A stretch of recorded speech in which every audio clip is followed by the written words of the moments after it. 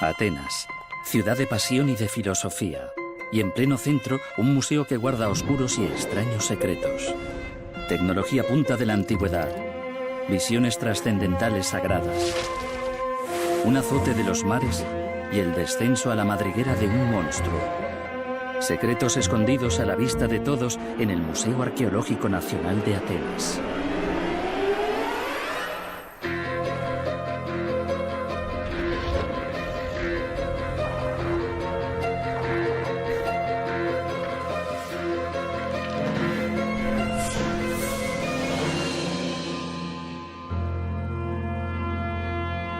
El legado de los atenienses es sólido como una roca, literalmente, como demuestra la vieja piedra caliza de la Acrópolis. El mundo actual sería muy distinto de no haber sido por la aportación de Atenas a la filosofía, al teatro y a la democracia. Sin embargo, en el 480 a.C. este legado estuvo a punto de ser borrado. El imperio persa se propuso arrasar la ciudad. Y esto también quedó grabado en piedra. El texto es extenso, pero la esencia es simple. Abandonad la ciudad, mujeres y niños, huid, todos los hombres, remad. Habla de miedo y del arma secreta de Atenas.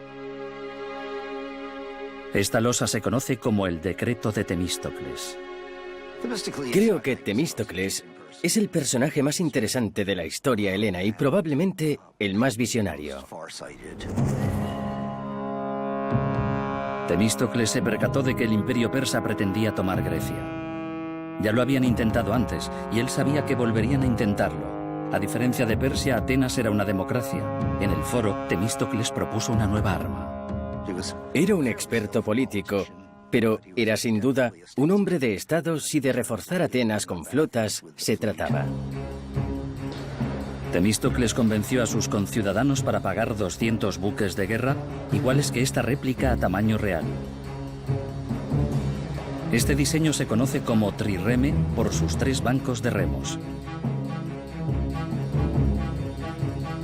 El arma principal del trireme era el ariete con la punta de bronce. Temístocles se temía que la flota iba a tener que construirse deprisa. El rey persa Jerjes estaba decidido a derrotar a las cercas ciudades-estado. Reunieron un gran ejército y una flota que lo acompañase. La mayor parte de ciudades-estado griegas se habían dado por vencidas y se habían pasado al bando persa o bien se habían entregado en todos los aspectos. Cuando los persas atacaron las Termópilas, un grupo de valientes griegos, liderado por los espartanos, se atrevió a hacerles frente. El museo alberga flechas de esta famosa batalla que acabaron con todos y cada uno de los soldados espartanos. Cuando Jerjes entró en Atenas, prendió fuego a la ciudad. Sin embargo, gracias al decreto de Temístocles, los habitantes ya habían huido.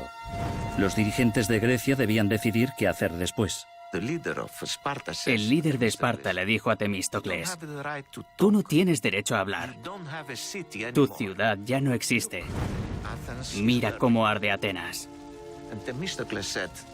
A lo que Temístocles respondió: pero tengo 200 barcos que me van a devolver a Atenas, nuestra ciudad.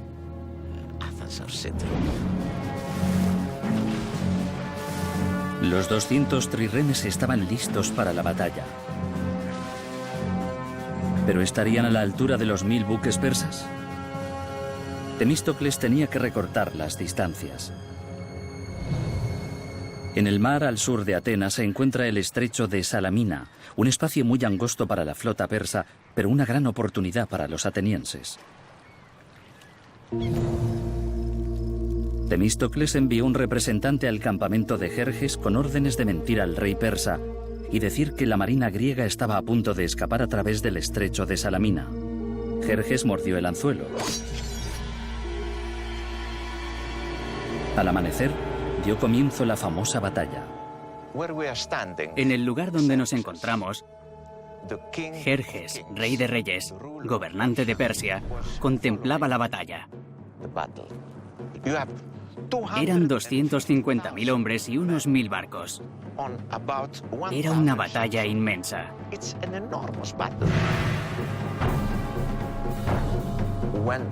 En cuanto los barcos persas empezaron a maniobrar, como eran tan grandes, un barco colisionaba con el siguiente, y así sucesivamente, por lo que los persas no pudieron utilizar todos aquellos barcos. Los persas navegaron por el estrecho de Salamina justo donde los atenienses querían tenerlos. Los trirremes griegos eran más pequeños que los de los persas, pero eran más rápidos y más maniobrables. Podría pensarse que el arma secreta de Atenas era el ariete de los trirremes. Pero los arietes solo reflejan la fuerza de los músculos que los mueven. Esta réplica del trirreme tiene una velocidad máxima teórica de 9 nudos, la velocidad necesaria para atravesar un casco de madera. Los griegos perderán la batalla si no alcanzan la velocidad de embestida. Los remeros griegos eran hombres libres. Si miraban hacia el sudeste, veían cómo ardía su ciudad.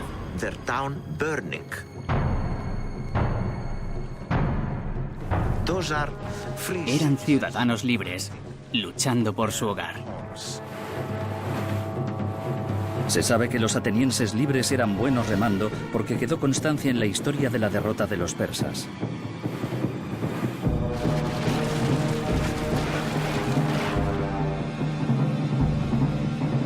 La maltrecha flota persa salió de allí y nunca regresó. El rey Jerjes se batió en retirada con su imperio humillado por una ciudad democrática. El legado de Atenas perduraría. Su arma secreta fue la libertad. ¿Qué fue de Temístocles? Años más tarde, muchos temían la creciente influencia del aclamado héroe. Algunos incluso conspiraban en su contra. Según el sistema de Atenas, los funcionarios públicos no solo se elegían, sino que podían también ser expulsados.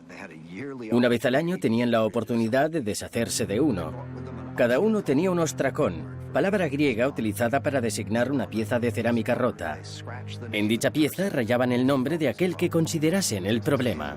El hombre más votado perdía y pasaba 10 años en el exilio. Pensaban que de esta forma se disipaban las inclinaciones antidemocráticas que uno pudiera tener. El destino de Temístocles se decidiría con sufragio libre. Libre, pero no necesariamente justo. Recientemente se ha descubierto que el nombre que apareció en todos los óstraca, Temístocles, tenía la misma caligrafía. La votación fue amañada. No sé si es desalentador o esperanzador saber que el fraude electoral se remonta a la Atenas del siglo V a.C. Sería el equivalente al fraude del voto electrónico de Florida gracias al que salió elegido George Bush.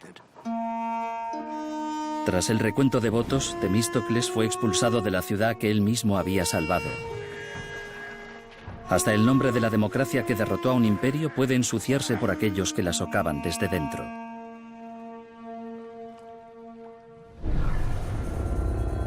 A continuación, en Secretos de los Grandes Museos, conocemos al hombre tras la máscara dorada.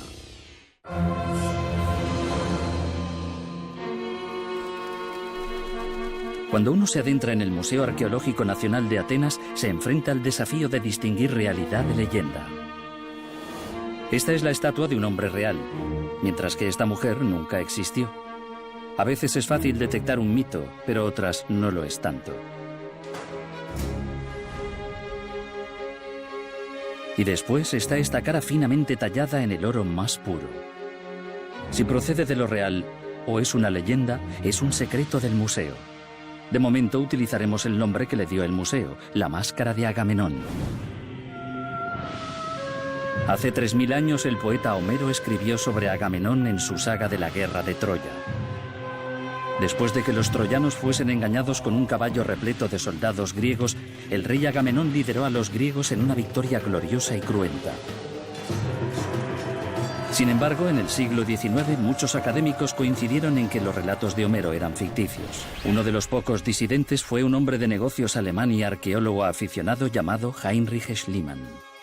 Creía categóricamente en Homero y se dedicó a su sueño de indagar en el mundo de las epopeyas homéricas. Schliemann predijo que la verdadera ciudad de Troya se encontraría en Turquía. Tenía razón. Su descubrimiento asombró al mundo. Pero a medida que excavaba el emplazamiento en busca de artefactos troyanos, destrozaba capas más recientes. Los arqueólogos se horrorizaron. Después arrambló con el oro troyano y lo utilizó para vestir a su mujer como Helena de Troya. En febrero de 1874, Schliemann volvió a utilizar la misma estrategia ilegal que había usado en Troya en 1870. Sin notificarlo a las autoridades griegas, llegó a Micenas para una supuesta investigación, pero la realidad es que fue a excavar. Schliemann fue a Micenas con el fin de demostrar que el héroe de la guerra de Troya había sido tan real como la propia Troya. Micenas era el lugar donde, según Homero, había gobernado el rey Agamenón. Nos estamos acercando a la entrada principal de la ciudadela de Micenas, construida a mediados del siglo XIII. Es uno de los pocos lugares emblemáticos de la historia de Micenas que han permanecido en pie. Por supuesto, se ha convertido en su distintivo. En un cementerio micénico, a escasa distancia de la famosa puerta, Schliemann pensaba que encontraría los restos de Agamenón. Ahora nos encontramos en el Círculo Funerario A, el círculo funerario que descubrió Schliemann en 1876. Todas las tumbas de la fosa tenían una profundidad máxima de 4 metros. La tumba de cámara se construía al fondo de la fosa y en algunos casos se colocaba una estela funeraria para señalar el lugar. Estas estelas, ahora en el museo, daban pistas sobre el tesoro que se encontraba bajo tierra. Schliemann se puso a excavar. Cada vez que veía una pared posterior, la demolía, tal y como hizo en Troya. Cuando las demolía, si reconocía niveles prehistóricos, bajaba hasta ellos. El gobierno griego, horrorizado por los métodos de Schliemann, le asignó un supervisor llamado Panayotis Stamatakis. Stamatakis, por supuesto, tenía un proceder distinto y pertenecía a una escuela arqueológica distinta o a una escuela arqueológica a secas, e intentó oponerse. Pero al día siguiente, cuando llegaba al emplazamiento, la pared o edificio ya no estaban. Stamatakis tuvo que aguantar muchos insultos. Schliemann le trataba con extremo desprecio. Lo describía como un funcionario patán e insignificante, decidido a obstaculizar la investigación pionera del señor Schliemann por el honor y la gloria de Grecia. En poco tiempo, los métodos nada ortodoxos de Schliemann dieron increíbles resultados, igual que con Troya. Encontró una cabeza de toro forjada en plata y chapada en oro, cabezas de león de oro, máscaras doradas, anillos y objetos preciosos, uno después de otro. Más tarde, Schliemann anunció el hallazgo de la máscara funeraria de Agamenón. No una representación artística de la leyenda, sino el rostro verdadero de un hombre real. Eufórico, dijo haber alzado la máscara dorada y haberla besado. Schliemann fue aclamado por demostrar que el Agamenón de Homero no era ficción. La máscara ocupó un lugar preferente en el museo junto a otros tesoros de Micenas. Sin embargo, algunos investigadores actuales ven la máscara de Agamenón como un foco de incertidumbre. Se preguntan por qué es tan distinta de las demás máscaras, por qué es la única con vello facial. Algunos se percataron de que el bigote se asemejaba al estilo popular entre los contemporáneos de Schliemann, los alemanes del siglo XIX. En los artículos académicos empezó a leerse la palabra fraude. Pero a medida que el grado de verdad pasaba de real a leyenda y a farsa, un investigador descubrió los diarios inéditos del supervisor de Schliemann, Panayotis Stamatakis. Un hombre que no tenía motivos para reafirmar la reputación de Schliemann, pero relató cómo vio a Schliemann desenterrar una máscara de oro de mayor belleza que cualquier otra. Los diarios de Stamatakis nos aportan un testimonio que hasta ahora no teníamos. Ahora sabemos que él estuvo allí, que vio la máscara y la describió, por lo que es imposible que se trate de un fraude. En la actualidad, los investigadores creen que la máscara no puede pertenecer a Agamenón, porque es en realidad 300 años más antigua. Con sus métodos temerarios, Schliemann había desenterrado al rey equivocado. Pero la historia no acaba ahí. Esta es la casa de Schliemann en Atenas, decorada con el símbolo que se ha convertido en sinónimo del mal. La esvástica es un diseño antiguo que Schliemann encontró en los objetos hallados en Troya. Tras su descubrimiento, algunos alemanes influyentes creyeron que los troyanos eran de raza blanca y que de ellos procedía el linaje alemán. Las leyendas de Homero sobre la guerra de Troya se mezclaron con otros acontecimientos de la historia. Fue Schliemann quien hizo llegar la esvástica al Partido Nacional Socialista. Su convicción de que Agamenón había sido un hombre real que había llevado a su pueblo a la victoria pasó a formar parte de la mitología nazi. Esta historia termina en advertencia. Pueden ocurrir cosas malas si se mezclan leyenda e historia. A continuación, el secreto del laberinto.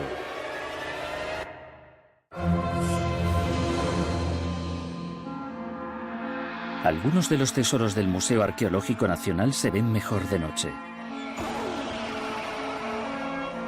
En la oscuridad se pueden descubrir criaturas terroríficas como esta. Mitad hombre, mitad toro.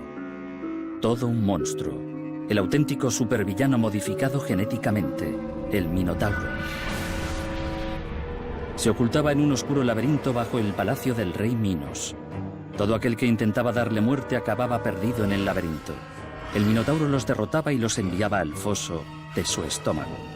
Pero entonces llegó un héroe llamado Teseo, cuya ingeniosa novia, Ariadna, le dijo que llevase un ovillo de hilo. Teseo mató al Minotauro y volvió hacia la luz siguiendo el hilo. Obviamente la historia del Minotauro y el laberinto es solo fantasía, ¿o no lo es? En 1900, en la isla de Creta, los arqueólogos desenterraron estas imponentes ruinas. Este complejo laberinto de pasadizos revela una antigua cultura fascinada por los toros. Cuando se descubrió la civilización minoica, se encontraron escenas de una forma elaborada de tauromaquia. En ellas se veía a acróbatas y jóvenes, tanto hombres como mujeres, provocando a toros y saltando por encima de ellos. No sé si habrán visto alguna corrida de toros en Portugal, pero así es como se hace allí. Entre las ruinas también se encontraron pruebas de un culto religioso que veneraba a los toros como una deidad poderosa. Así que, aunque los minoicos provocaban a los toros, también los temían. Ahora se sabe que estas ruinas fueron un palacio y no un laberinto, aunque sin duda lo parece. Es tan complejo y tan grande, en especial para esa época y esta parte del mundo, que pudo haber dado lugar al concepto de laberinto.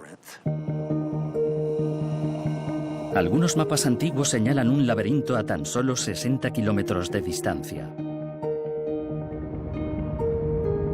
Si cree que merece la pena averiguar si realmente está ahí el laberinto, no es usted el único. El laberinto tiene una larga historia. Se remonta hasta casi antes de los griegos. El arqueólogo Sandy McGillivray pretende encontrar el laberinto y descubrir sus secretos. McGillivray se ha puesto en contacto con un hombre que dice saberlo todo sobre esto, el guía Michel Fournier. Buenos días. ¿Habla francés? Al principio era natural y luego se empezó a usar como cantera. Esto es el laberinto actual. Esto de aquí es reciente, construido por los alemanes. En la Segunda Guerra Mundial, cuando los nazis ocuparon Creta, ampliaron el sistema de cuevas para almacenar munición. En 1962, 4 jóvenes entraron para coger bombas, pero hubo una explosión y murieron dentro, en este lugar.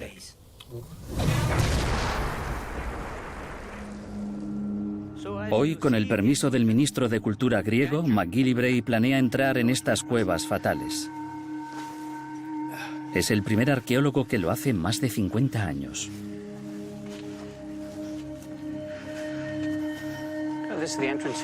Esta es la entrada. La entrada era mucho más amplia, pero los nazis la sellaron con explosivos antes de su retirada. Vamos allá. Tal y como hizo el legendario Teseo, MacGillivray y su guía bajan al laberinto sin mapa. Se desconoce la estabilidad del túnel.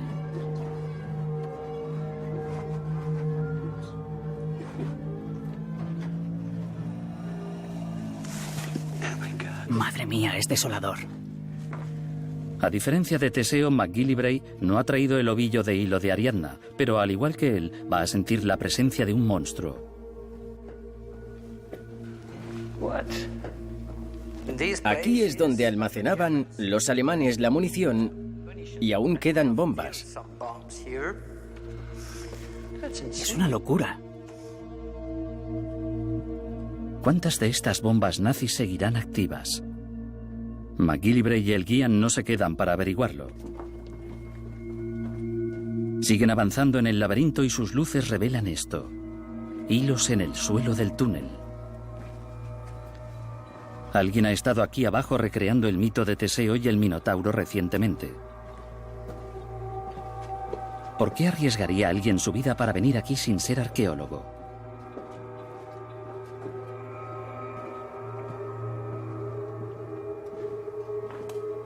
Esta es la sala Trapezan, la última del laberinto.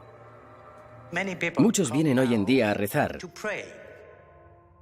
Dicen que hay una energía extraña aquí. Se pueden ver en las paredes muchas inscripciones de distintos momentos de la historia. Aquí, por ejemplo, hay esvásticas de los alemanes.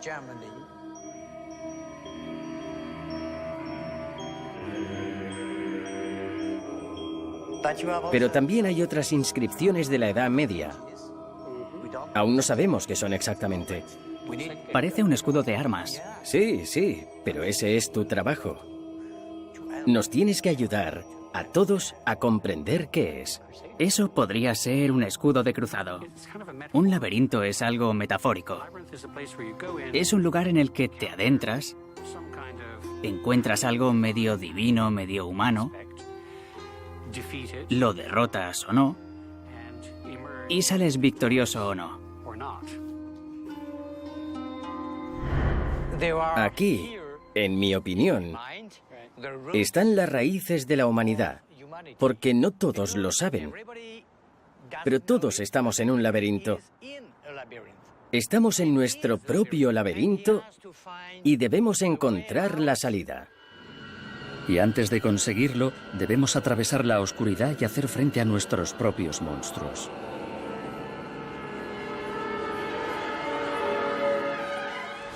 A continuación, aprendemos el secreto para parar una flecha.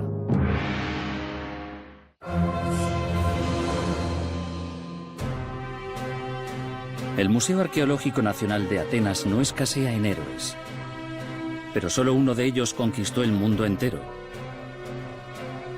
Alejandro Magno. En el siglo IV a.C. extendió el miedo entre sus enemigos, mientras que en sus legiones inspiraba lealtad. En el estudiante de posgrado, Scott Bartel inspiró algo distinto. Estaba y aún estoy obsesionado con Alejandro Magno. Quiero saber todo lo que tenga que ver con él. Hay un mosaico muy famoso que se encontró en Pompeya de Alejandro montando a caballo y vistiendo una especie de armadura. Yo quiero una. Quería vestir como Alejandro. Entonces empecé a informarme. Busqué en todas las fuentes posibles, desde historiadores aficionados a los más famosos. Hollywood representa a los guerreros griegos con armaduras de bronce, incluso a este fornido Alejandro. Sin embargo, cuando Scott y el catedrático Greg Aldrete investigaron más a fondo, descubrieron algo diferente. Se denominaban linotórax o simplemente armadura de lino. ¿Que Alejandro llevaba una armadura de lino? No puede ser. Y si utilizaba una armadura de lino, ¿por qué no está en el museo? Existen unas 750 imágenes de estas armaduras en el arte. La cosa es que ninguna ha sobrevivido porque estaban hechas de lino. La mayoría de las pruebas proviene de imágenes como esta en la tumba de un soldado griego. La armadura parece estar hecha de algún tejido, pero eso no demuestra nada. Scott y Greg querían averiguar si una armadura de lino funcionaría de verdad. Comenzaron obteniendo el mismo lino sin procesar que utilizaban los tejedores en tiempos de Alejandro Magno. Esto es un uso para hilar al que he conectado una madeja de lino que se convierte en hilo al darle vueltas. Es lo que utilizaban los antiguos griegos, así que queríamos intentar hacer una réplica de todo el proceso para obtener el lino lo más auténtico posible. El equipo convirtió después el hilo en tela. Eran conscientes de que una sola capa no aportaría protección. Pero ¿y si pegaban varias capas? En la Grecia antigua puede que pensaran lo mismo, pero ¿tenían algún pegamento para esto? Para el pegamento hemos decidido utilizar dos tipos a los que todo el mundo tenía acceso en el pasado. Uno hecho de piel de conejo, había muchos conejos, y uno hecho de linaza. Ahora colocaré la otra capa encima y haré presión. Creamos las capas laminándolas juntas y utilizando pegamento. Así se crea la armadura. También hicieron puntas de flecha de bronce del mismo peso y dimensiones que las que utilizaban las legiones y los enemigos de Alejandro. Greg, Scott y unos compañeros sacan hoy del laboratorio la armadura y las flechas. En unos instantes sabrán si su teoría es sólida o hace aguas. Aquí estamos preparando una prueba con el retal de capas laminadas de lino que tenemos. Por suerte, las leyes de la física siguen siendo las mismas que hace 2000 años, así que si lanzamos una flecha con una fuerza determinada contra un determinado material, sabremos si lo atraviesa o no.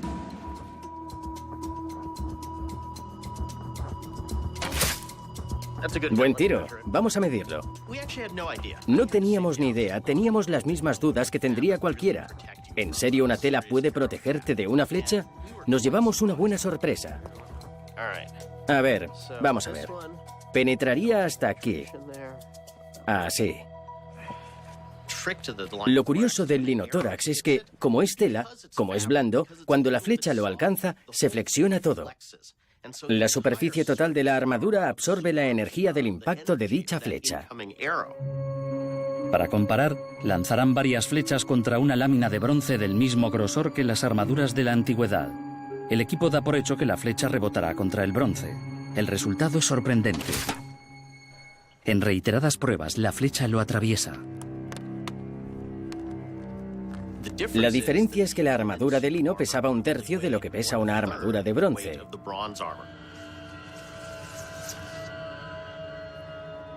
Nadie querría cargar con una armadura de bronce bajo el sol abrasador del Mediterráneo, te asas, mientras que con el lino no.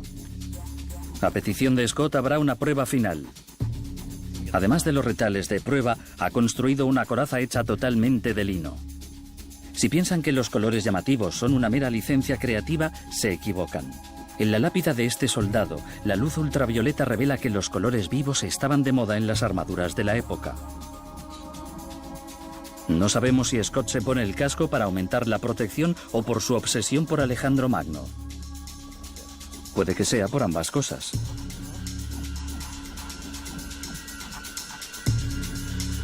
Greg dispara a Scott a quemarropa.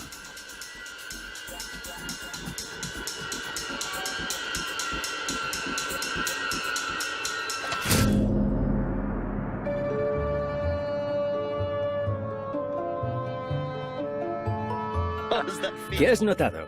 No he notado nada. ¿Cuánto ha entrado? Bastante. ¿Bastante? ¿Casi la mitad? Sí. Ahora sabemos que el propio Alejandro, uno de los grandes conquistadores del mundo antiguo, eligió este tipo de armadura. Era muy eficaz. Paraba prácticamente todas las flechas que pudiera encontrarse en el campo de batalla.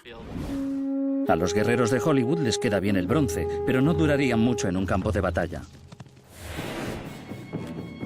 Hacer algo tangible, tenerlo en 3 dimensiones, sentir su peso y comprobar cómo se mueve, puede darnos información que tal vez no esté en fuentes antiguas.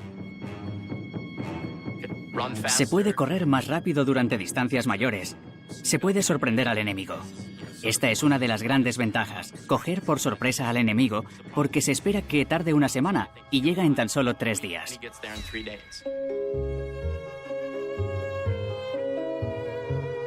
Quiero pensar que este tipo de armadura es, al menos en parte, la razón de su éxito. Nunca lo he dudado, siempre he confiado en él. Si Alejandro Magno la había usado, era porque realmente funcionaba, sin duda. Tenía conocimientos bélicos. Por eso el hombre más fuerte de la historia confió su vida al lino.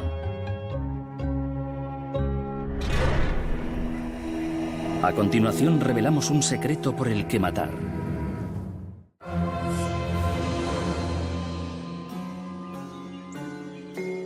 Este secreto del museo era tan importante para los antiguos atenienses que asesinaron a inocentes para protegerlo.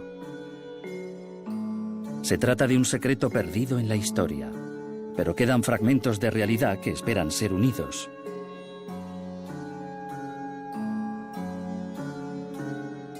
Esta tablilla restaurada es una sola pieza de un puzzle mucho más grande. Retrata a hombres y mujeres con antorchas y vasijas saliendo de Atenas hacia el santuario de Eleusis. Cada año, a lo largo de 1000 años, los atenienses venían aquí para participar en la celebración. Los asistentes venían aquí y se juntaban en este patio, y por el camino representaban danzas. Sabemos que Platón bailó aquí y también Pitágoras y otros tantos nombres de la antigua Grecia. Aquí podemos ver cómo esculpían la roca natural para albergar a todos los visitantes. Desde aquí podemos empezar a imaginar cómo eran en realidad las iniciaciones. La iniciación era el secreto de los misterios eleusinos. Si no se participaba del todo, no podía uno acercarse.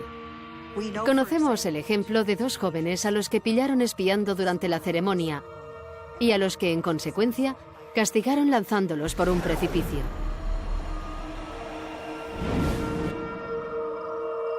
Pero, ¿qué ocurría aquí?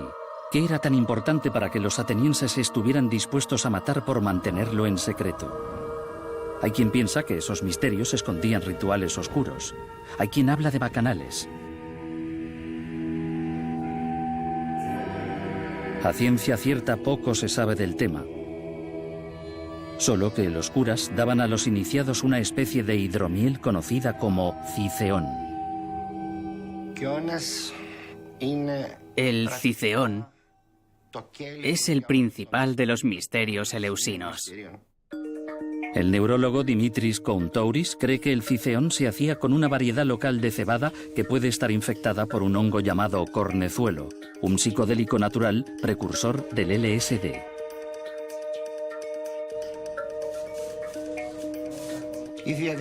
El proceso es muy antiguo. No fue inventado por los griegos. También estuvo presente en otras sociedades.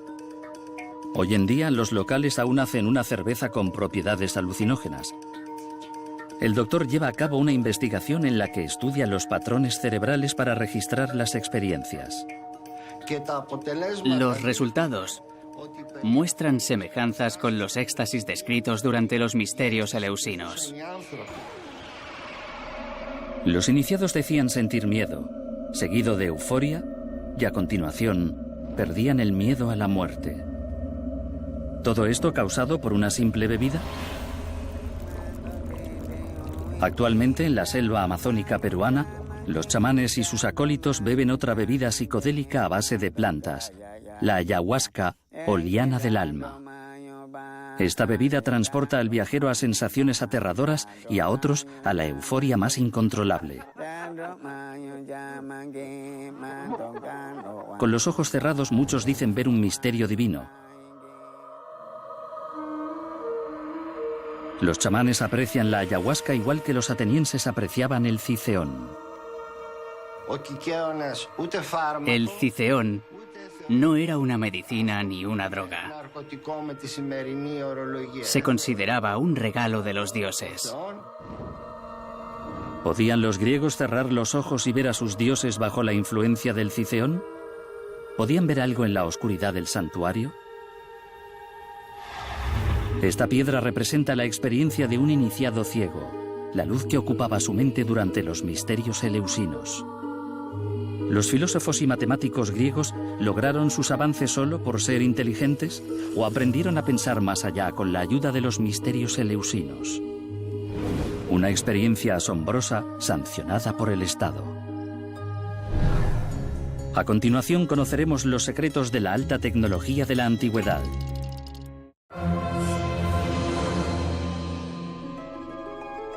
Nuestro último secreto del museo no empieza con un histórico conquistador ni con un legendario rey, sino con una inmersión en aguas profundas en 1901 cerca de la isla de Anticitera, en el mar Egeo.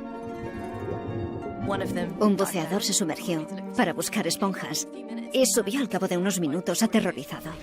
Entre balbuceos dijo que había visto mujeres desnudas apiladas en el fondo del mar.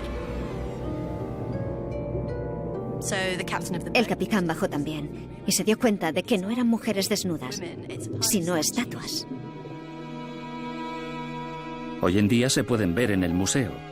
Mujeres y hombres en bronce y deidades de mármol corroídas por el mar. Los investigadores creen que estas estatuas iban en un carguero que se hundió en el siglo I a.C., una ofrenda de los estados vasallos al emperador romano, entre ellos, por aquel entonces, Grecia. Junto a esas espléndidas estatuas, los buceadores encontraron esto.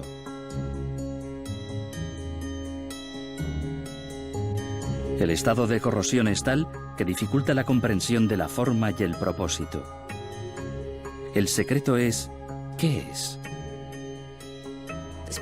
Lleva 2000 años bajo el mar y se nota.